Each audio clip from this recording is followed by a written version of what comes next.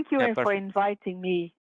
And I think it's a very good initiative that you're taking because I believe it's very important to exchange information on how to go about emerging technologies. And today, I want to give you a view on what we are doing in the public sector in the Netherlands. And the first one, is actually a little bit of an introduction, the landscape in the Netherlands, of course, in connection to the European Commission. If we look at artificial intelligence, of course, the Artificial Intelligence Act and the Coordinated Plan. In the Netherlands, all the ministries started together and they developed a strategic action plan on artificial intelligence a few years ago, which was actually also stimulated by the European Commission. In the meantime, we developed a large program, the INET program, and that's actually connected to the Netherlands AI Coalition. The public-private partnership is really crucial for us, especially in AI. You see that a lot of the applications are cross-sectoral. And recently, 267 million euros were granted in the first phase of this program. And when we started out, actually, a few years back, we really wanted to have some knowledge on what's going on in the public sector. And we asked our Knowledge Institute, TNO, to do research for us. And together we also discussed that we say, hey, well, of course you can look at, is it going to be image recognition or text, or is it going to be supervised or unsupervised learning?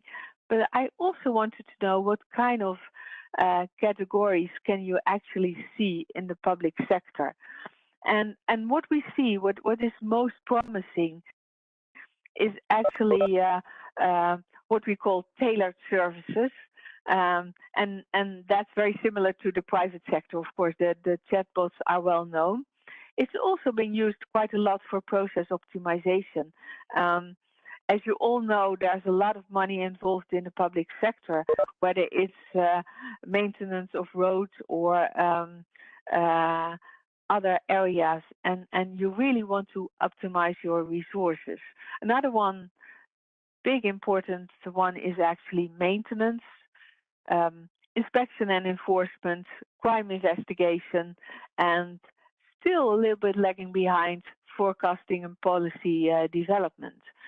And recently we also saw that the democratic process is also actually really important in the use of AI. We did it in 2018 and we did it in 2020. We saw a lot of similarities because we still see that the number one cases are really on inspection and enforcement and crime investigation. Those areas are really prominent, and process optimization and maintenance and tailored solutions. And on the right, you actually see the number of cases that we researched. And what was really striking actually is that when we did it in 2018, the number of cases we found were still pretty limited. And the number of cases in 2020 actually doubled. We also see it if we look at documents in the public sector, because we also do some web scraping using AI actually. And from 2012, when AI was hardly discussed, until 2021, there was actually a huge difference. So, and some more differences is actually also that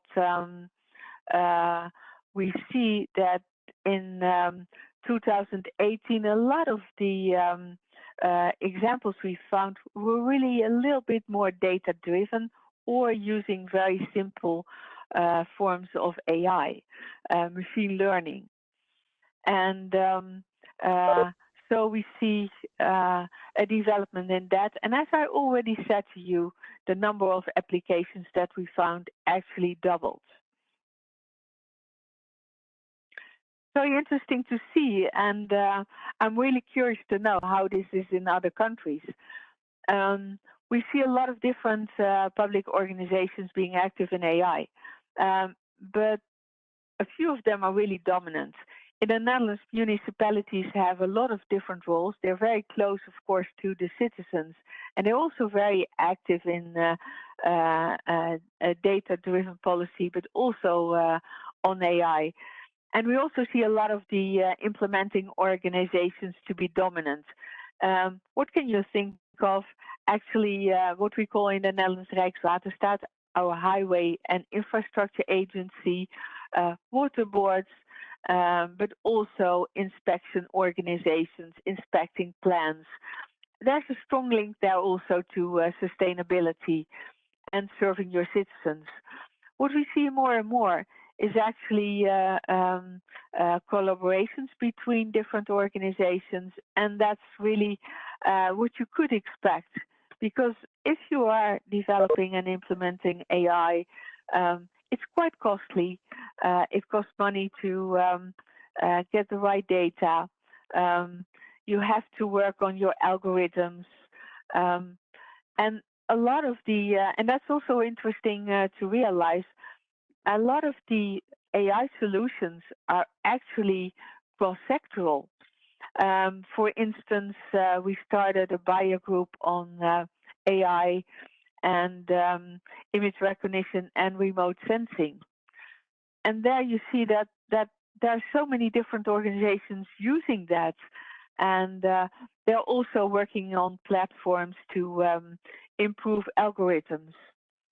Well, as a partner, which we are, my ministry is also a partner in the Netherlands AI Coalition. We really like to stimulate those collaborations. And our other focus is actually to stimulate human-centric AI. As you all know, the Artificial Intelligence Act has high and low risk categories, and a lot of the public applications are in the high risk categories. And we really have to take our citizens into account.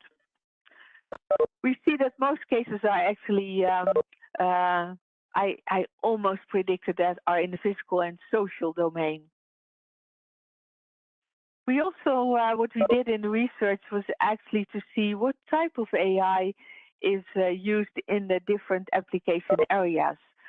We see that image recognition is one of the most important one, using different types of technologies, and that's very much linked to inspection and enforcement. Machine learning and also the more advanced types, deep learning and supervised machine learning are very much dominant in forecasting and policy development. That's where you use a lot of data text to actually make it possible for our policy makers to use it. Speech and text recognition is used mostly in tailored services. And we also looked into robotics is, of course, a combination of technology and hardware. That was still rarely found in the public sector. Yeah, what were our policy conclusions? I already looked into this a little bit. AI is really on the rise in the public sector and very much in collaboration, and in many cases also in public-private partnership. We still believe that it's still very important to stimulate experiments in the public sectors because there are large areas that really don't use it as much as they could, or experiments have to be allowed to fail. So we really believe into bottom-up stimulating it, and you stimulate both the public and the private sector, in many cases SMEs. Scaling up is still pretty limited, and that's why you really need this strategic program that we just developed. what will take place actually pretty soon is that in the strategic program we develop different types of innovation labs. We have labs, and I'll talk a little bit more about it, where you really focus on those ethical, legal, and societal aspects to actually allow for upscaling to take place. And we also have what we call chain projects, where you look cross-sectoral, what kind of technologies are important to develop, and what's really what you are working on. So that's going to take place in the Netherlands. So we really believe that it's going to take up. I said it to you, we are stimulating use cases on AI, especially also in the public sector, and we believe in learning by doing.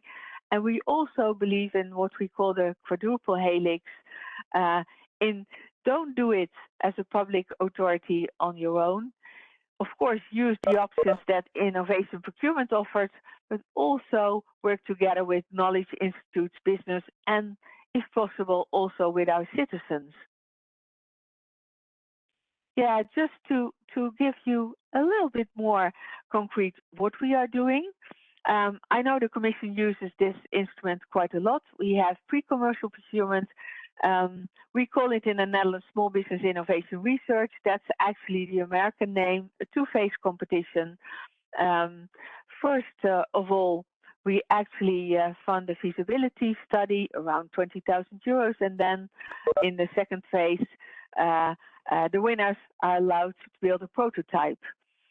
And since it is a procurement, it's always linked to actually a project of a public authority. So far we did a few of them. One is called AI in the public sector. It had a variety of prototypes, and the second one was actually on digital inclusion and digital skills. We did it because that's actually where you don't expect AI as much as in some other areas, and we really believe that there's potential. The one actually that's just closed, and that's one on human-centric AI. We focus on projects empowering citizens, the democratic process, and also actually AI being used to make AI more human-centric. A nice example is actually that AI models are far better to recognize fake faces and sometimes fake news than we can. Yeah, just two examples very quickly. This was actually from our first pre-commercial procurement. Zeus, a company working in the police area, and they actually developed an AI model that can analyze a large bulk of videos and select the most prominent shots.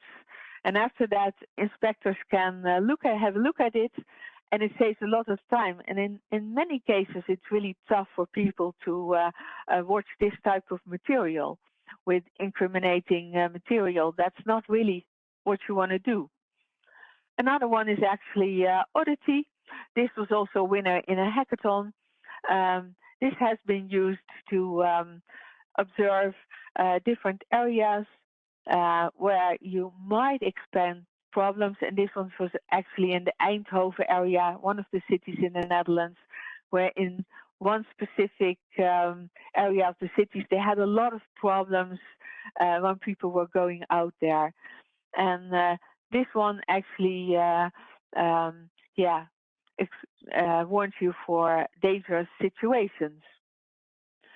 One concept, I mentioned this strategic program, and we're really very much involved from it in the public sector, and it's called ELSA, Ethical, Legal and Societal Aspects Labs. We are going to actually grant some money to 10 labs for 5 years, and in those labs you have concrete use cases, but also you're doing research on what's the societal impact, what kind of controversies can you expect, how can you improve that human rights are respected. And just to, and I think this is one of my last slides, there are a variety of topics, and I selected a few public ones. One is actually poverty prevention, a really crucial topic, but very sensitive as well, because you're really using people's data and entering people's lives. And the other one is smart cities, and one is actually focusing government policy in general. Yeah, and this is actually a sneak preview in what we are doing in the Netherlands. I think it's a lot for your interest